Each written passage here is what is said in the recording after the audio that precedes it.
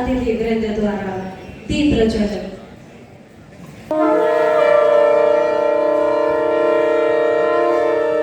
Professor Chandrakala Padiya जी से सदर अनुरोध है कि कृपया वे भी मंच पर आने की कृपा करें।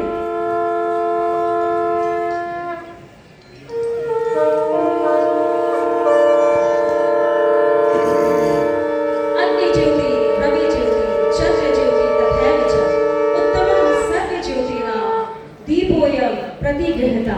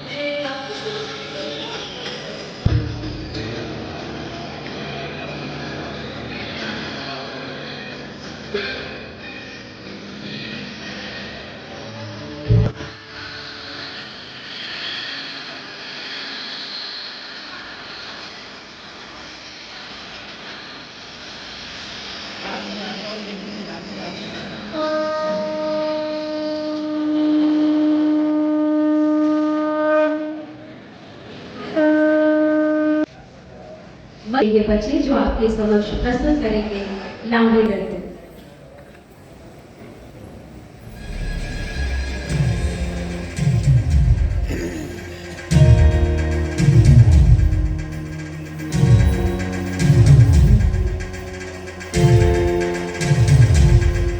लेके सदा सुमन चरणों में नमन, हे माता करे हम तेरा वंदन, करुणा से भरी कृपा रक्षुवंदन, भारों की नारी रंगों में डोलवन, अंधकार में प्रकाश ज्योति बनी, देवी तुम्हारी गाथा अमर।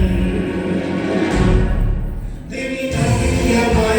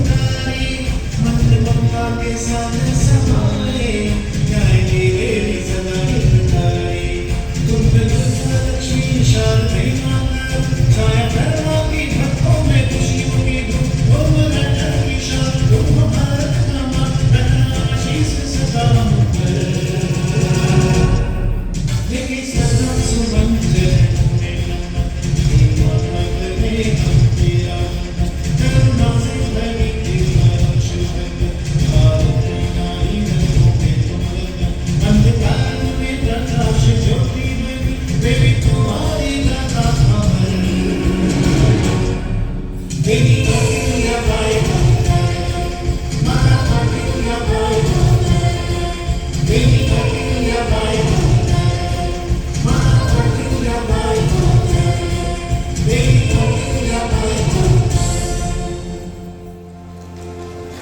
देवी अहिल्याबाई होलकर को तत्वों की चपेट में जूझ रही थी ये सोने की चिड़िया। लोगों की चीखें, मंदिरों का तोड़े जाना और धार्मिक आशनीतियों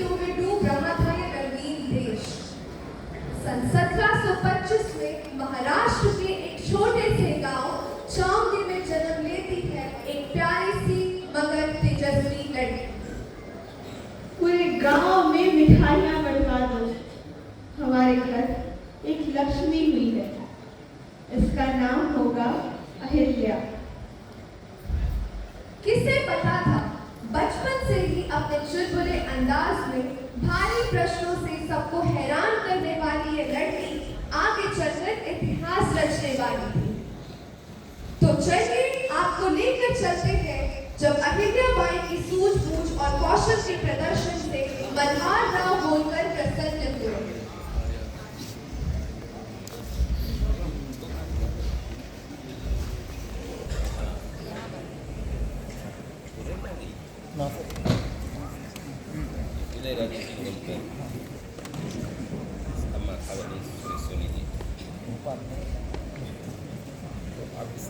ये आवाज कैसी आ रही है? पढ़ना मना है।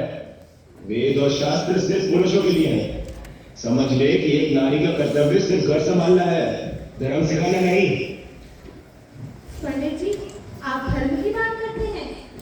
धर्म में तो ये भी लिखा गया है कि एक नारी एवं पुरुष को समान ज्ञान का अधिकार होना चाहिए।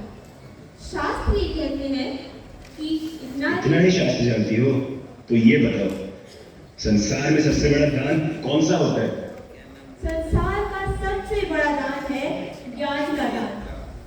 अगर एक स्त्री एवं एक पुरुष को समान ज्ञान दिया जाए तो पूरे परिवार एवं पूरे समाज के लिए उद्धार का कार्य कर सकते हैं, उनके लिए आगे बढ़कर प्रेरणा बन सकते हैं। अगर आप परिवार एवं धर्म की बात कर ही रहे हैं तो सबसे बड़ा दान है कन्यादान। कन्यादान को पुराणों में सबसे महत्वपूर्ण माना गया है। लेकिन अगर एक लड़की को उसके हिस्से का सम्मान एवं अधिकार नहीं दिया जाता है तो इस अधिकार एवं इस दान का भी कोई महत्व नहीं होता, कोई महत्व नहीं हो सकता।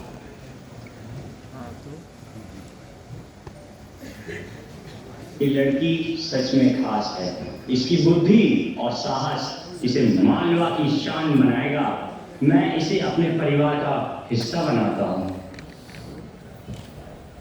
मल्हार राव होलकर के द्वारा अहिल्याबाई को पुत्र वधू के तौर पर चुना गया। पर यह खुशी ज्यादा देर नहीं रही। कुंभेर के युद्ध में खदेराओं को वीर गति प्राप्त हुई और सारी जिम्मेदारी अहिल्याबाई पर आ गई। पर इस शोक को दूर का अवसर न करते हुए अहिल्याबाई ने महारानी अहिल्याबाई बनकर सारी जिम्मेदारी अपने कंधों पर ली और पूरा राष्ट्र संभाला।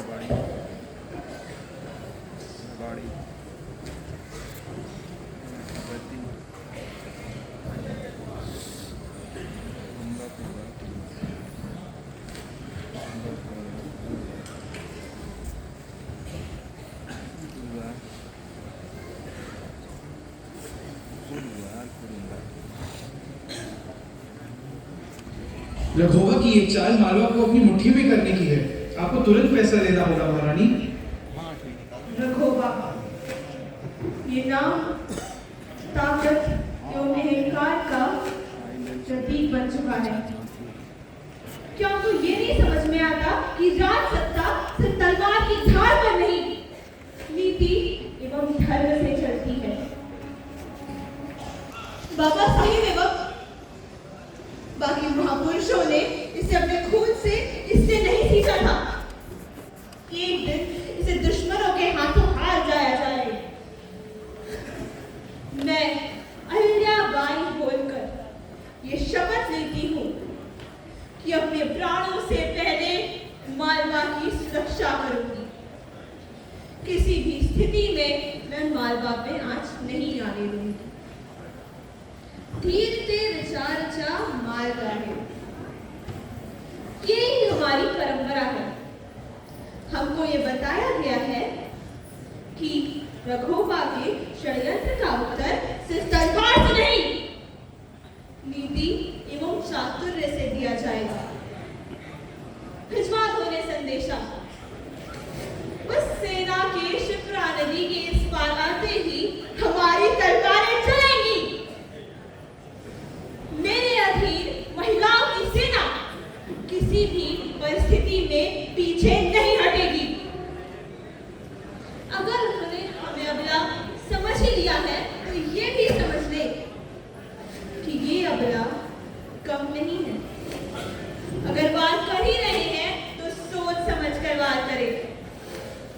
अबला से हारने के बाद वे किसी को मुंह दिखाने लायक नहीं रहेंगे।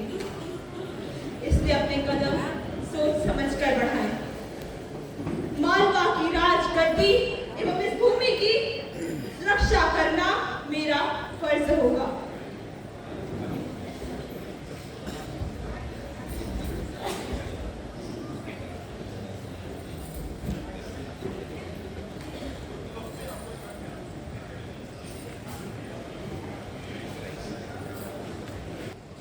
हम स्त्रियां सिर्फ चूल्हे तक सीमित नहीं हैं।